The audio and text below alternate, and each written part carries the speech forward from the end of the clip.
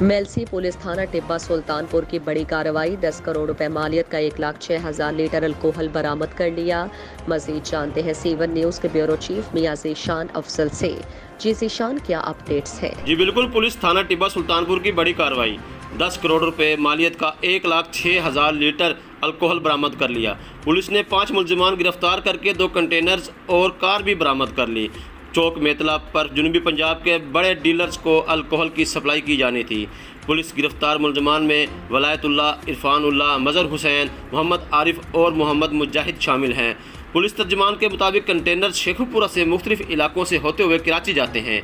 Alcohol, medicine समेत मुख्तलिफ products में इस्तेमाल की जाती हैं। पुलिस थाना टिब्बा सुल्तानपुर ने मुलजिमान के खिलाफ अलग अलग मुकदमा दर्ज कर लिए हैं।